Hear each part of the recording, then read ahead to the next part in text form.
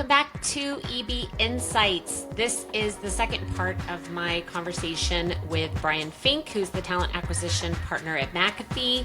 In part one, we talked about candidate attraction, employer brand, the impact that the candidate experience has on employer brand. And in this part, we talk about some unique sourcing strategies that Brian uses. I think they're really, really valuable. He gives some great websites, some tools that he uses. He also talks about how to build really strong and authentic relationships with potential talent, which I think is really helpful to anyone who either is focused on employer brand and employer brand content, or anyone in talent acquisition, any recruiters. I think he gives some great advice. And we also talk a little bit at the end about the books that he's written that are so amazing, which I do have linked below in the description. So I hope you enjoy the second and final part of my conversation with Brian Fink. So just to finish up on this thread, and then I want to move to another topic. You want to pop? You want to pop? All right, yeah. Pop. All right. You introduced me actually to a few different ways that you, from a talent sourcing perspective, that you try to create, you try to more strategically source candidates for roles. But also, we've been talking about creating those bespoke experiences, which have to mean you are really kind of, from a sourcing perspective, really researching and trying to dig a little bit under the skin of what is going to motivate and drive that individual. Can you give folks that are listening to this on, especially those that are sitting within a talent acquisition function, what are some quick hits or things that they can think of when they're trying to, especially those harder to recruit roles, when you're really looking for a specific type of talent? What are some things that they can do to create those types of experiences when they're sourcing for that talent? Okay, so when I talk to my friends who are recruiting for nurses, right, which is one of the most difficult jobs to do and to place in around the world, right, I tell them, don't go on LinkedIn. It's a waste of your time. You're going to send out they are there, but they're getting beat up with messages. Right. Quick win, SITE : Instagram.com space nurse space Atlanta space quotation marks at gmail.com, close quotes. And you will get nurses who are on Instagram who have a Gmail address that are in Atlanta, Georgia. Wow. Now you said quick win, right? Quick win and bespoke don't necessarily go together, but here's the deal, is we're going to go through that and we're going to look at that profile and we're going to see that individual is a neonatal nurse and that she works with children. Right? How is that going to affect our messaging? Well, if we're looking for dialysis nurses, which you can find on Instagram or on Google Maps, probably not going to reach out to them. Maybe that's not a fit, right? But asking questions about that specific profession and what you found, like, hey, Jennifer, what provoked you to become a nurse in the first place? Do you remember that magic moment? If you want to create more magic moments, how can we do that together? ? That's a DM. That is an email message to that Gmail address that Jennifer in Atlanta has on her Instagram profile, right? Or maybe it's Jack, and Jack is a travel nurse, right? Jack, what's the most exotic place you've been to? Don't talk at Jack about his travel nurse experience. Talk to Jack and let him be your tour guide. Let him be your travel guide. Talk about something that excites him. And then carefully shift the conversation and say, Jack, I notice you're really passionate about travel to Southeast Asia. If I ever had a role for a travel nurse to go to Southeast Asia and to work in hospitals there, like in Bangkok, would that be something I should call you about?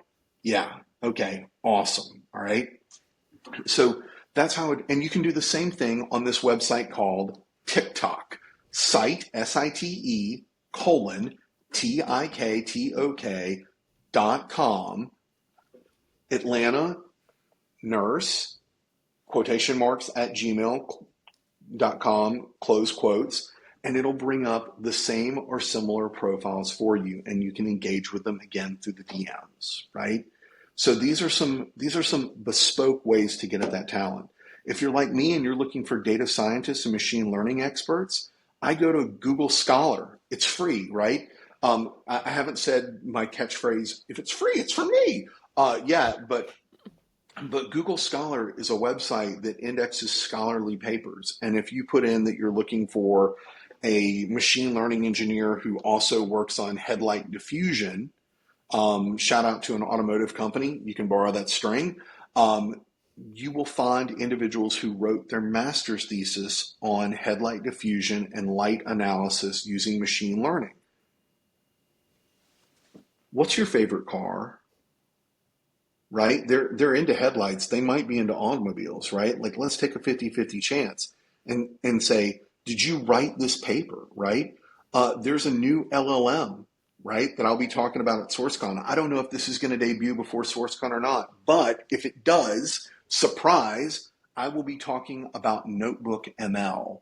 And Notebook ML allows you to ingest papers and for it to spit out to you a audio conversation about what the paper is about. So if you're an audio learner as opposed to a written word and reading learner, you've got a new learning tool in your arsenal using this AI. And it will explain things to you and say, yeah, RAGS modeling does X, Y, and Z.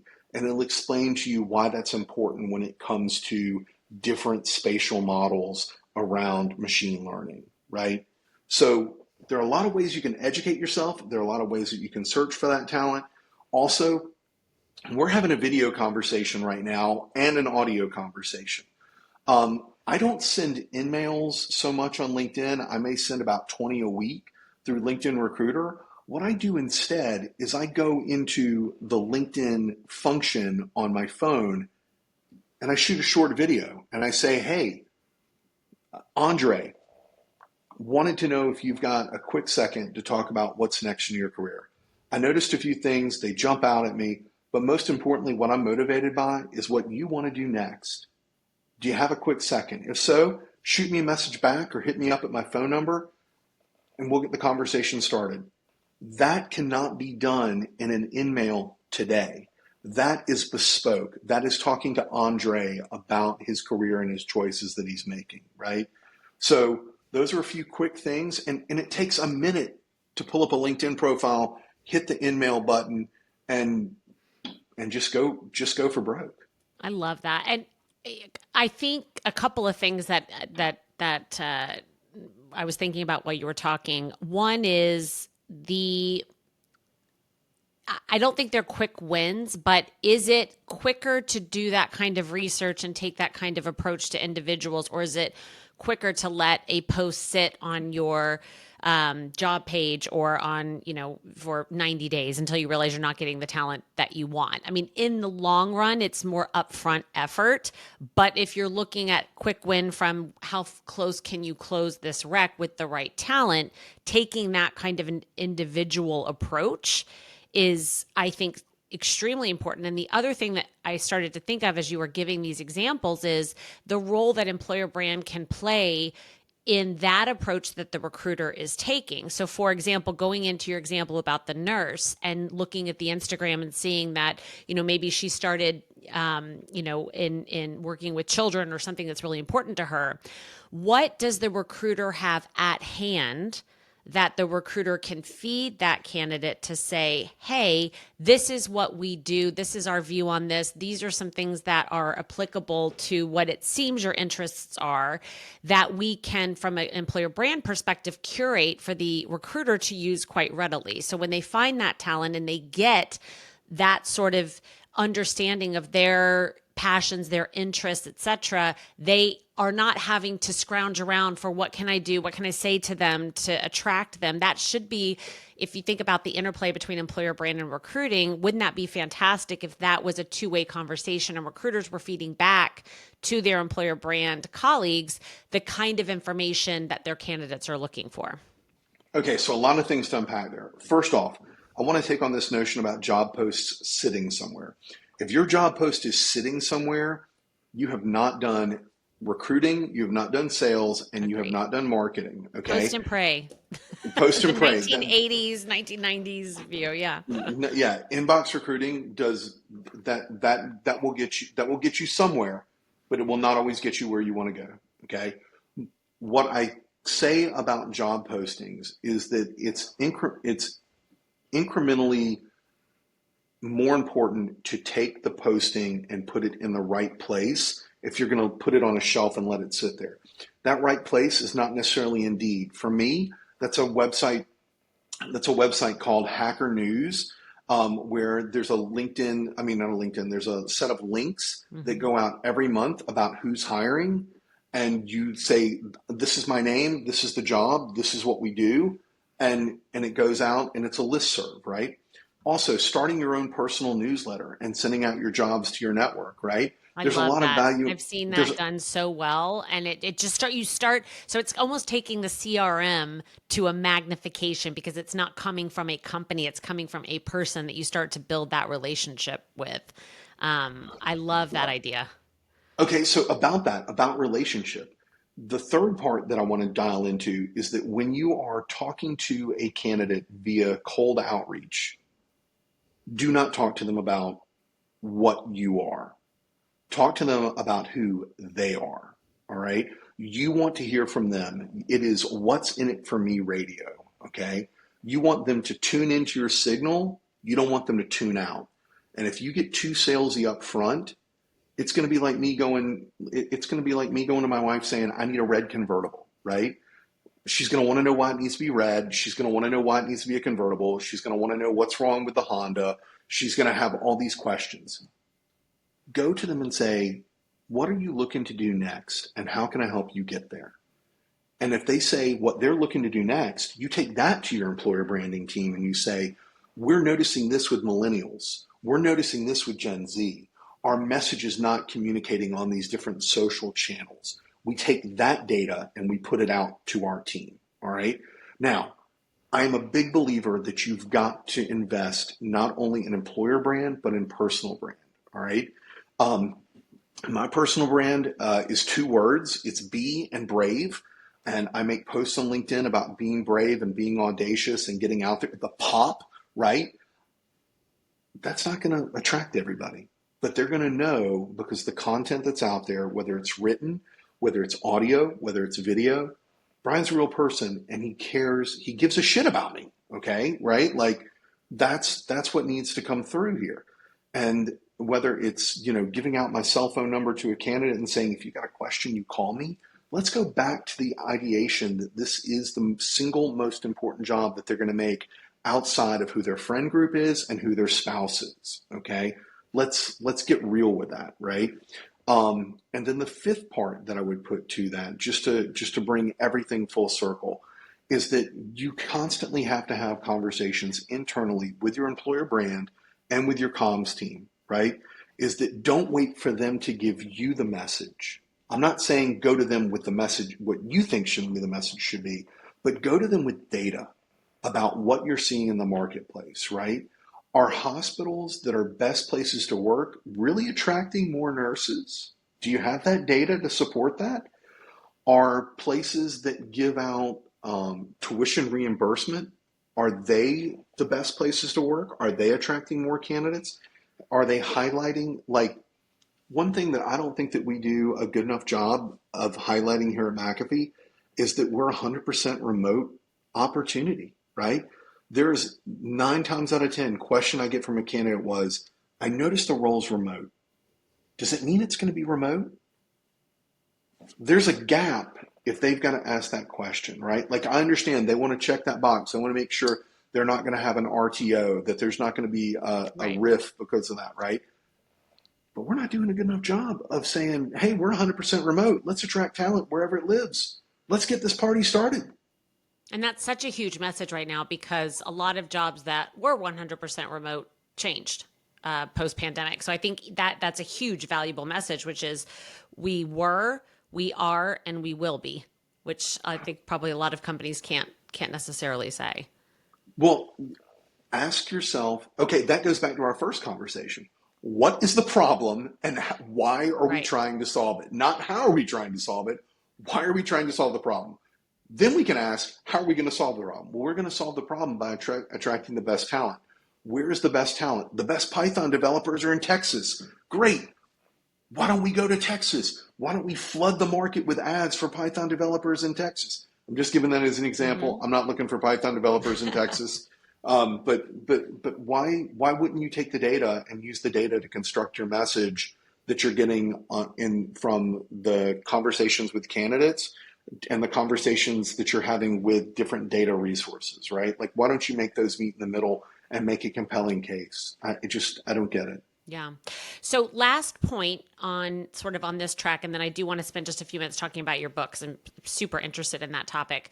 And that's talent engagement. And it's sort of current talent engagement and ex-talent engagement when it comes to talent acquisition. So we did go down a little bit of a rabbit hole when we were prepping for this, and I'm super passionate about engaging your talent to be your brand ambassadors, because that is the most authentic message you're going to be able to give candidates, and it's the one that they'll listen to the most. And obviously your current talent would be the best source of your future talent, because that's who's in their networks.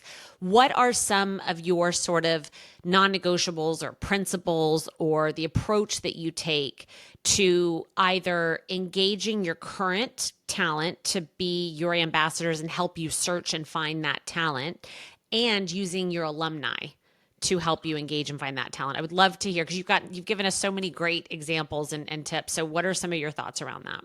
All right, so I've got something that I call my Hot 100, right? It sounds like a radio station in Miami. No offense to radio stations in Miami, but it's just Hot 100. In Atlanta, it's Country Rocks. Anyhow, Yeah. so the reality of it is that I reach out to 100 people each. 100 people each month that are on this list. 25 people each Friday. I send them a DM for my phone. It is a personalized DM. It is, how are things going? What's going on with your weekend? If I'm on LinkedIn, I use a tool called Magical. How much does Magical cost? It's free. And what it is a text expander. And I drop them a DM inside of LinkedIn and I say, hey, how are things going? What do you have a few minutes to jump on the phone? Everybody knows this. Fridays, all I do is rock the phone in the morning with former candidates, with candidates who have told me no, with alumni from my organization, in hopes that I can bring them back to what I'm working on, right? No.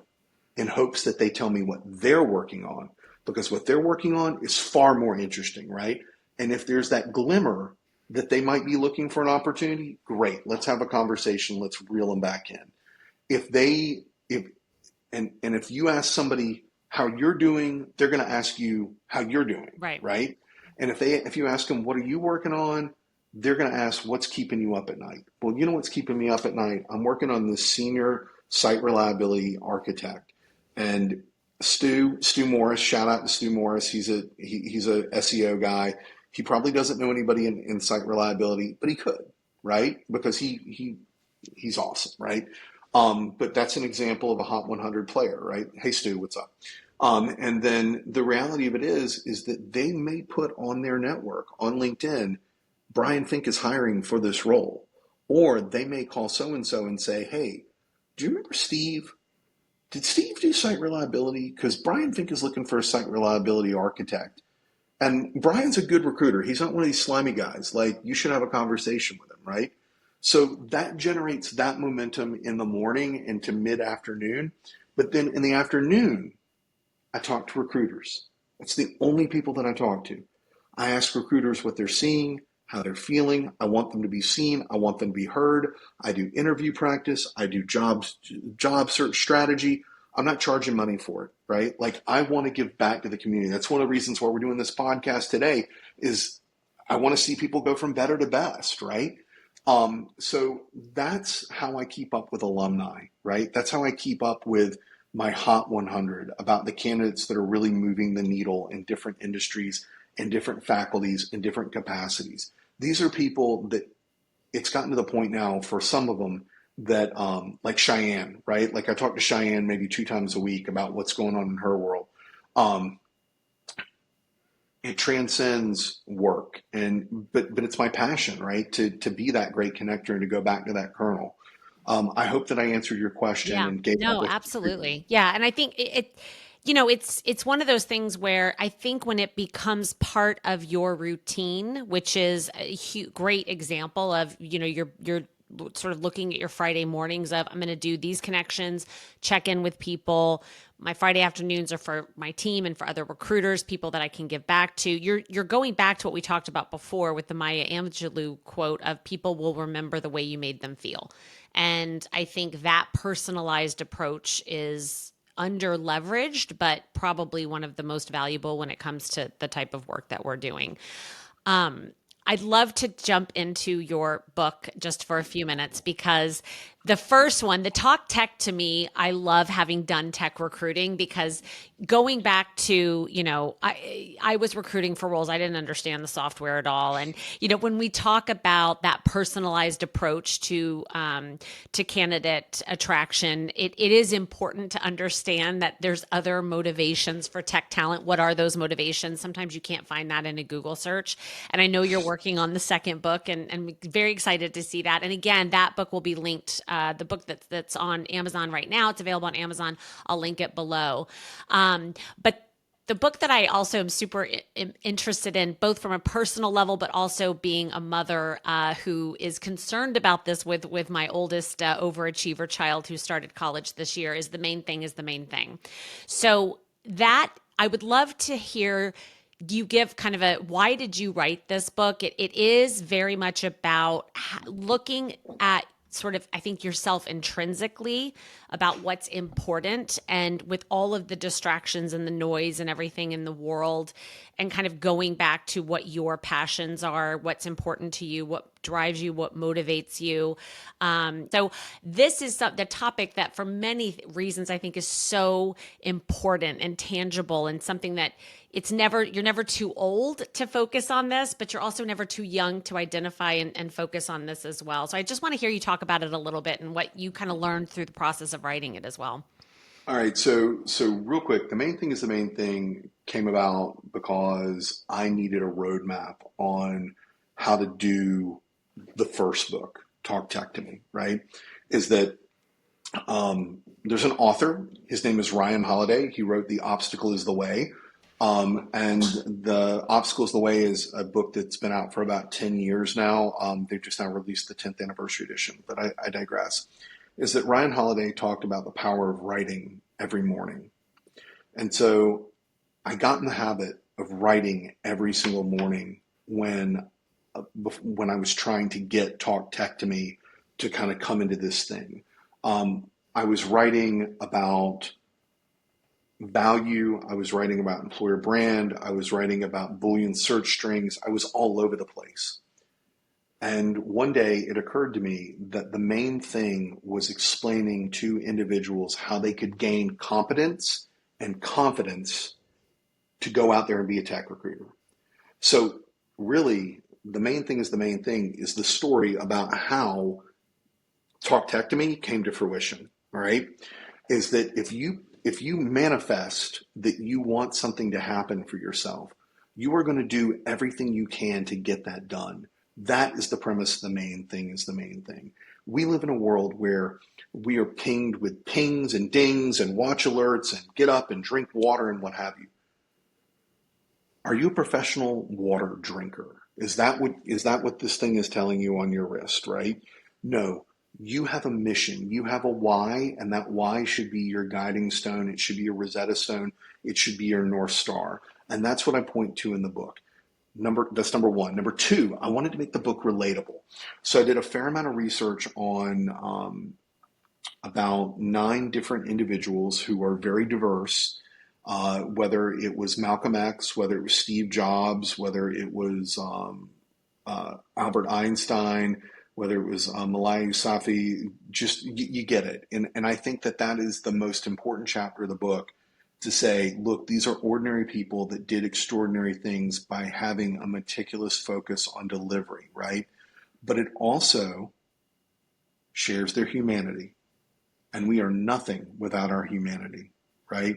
We can, if we do not have our humanity to empower us to do great things, then the great things that we purport to do will never come to fruition, and we will never be able to share those laurels with anybody else. So that's what drove the main thing is the main thing. That's the message of the main thing is the main thing.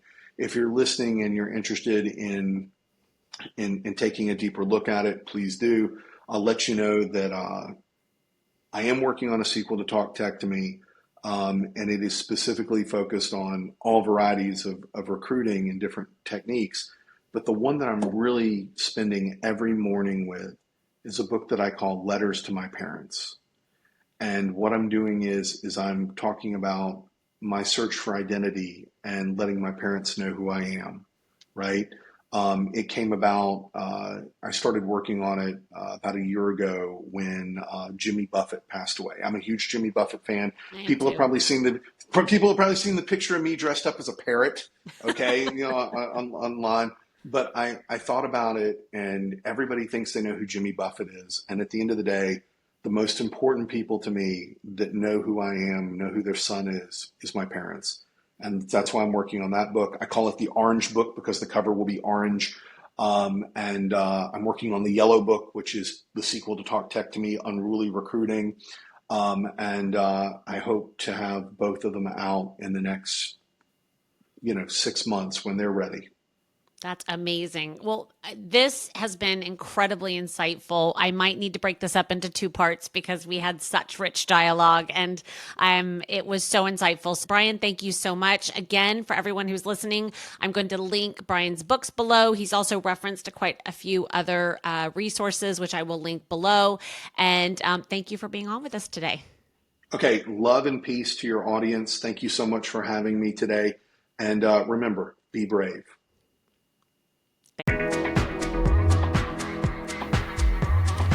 My very, very special thank you to my guest today, Brian Fink.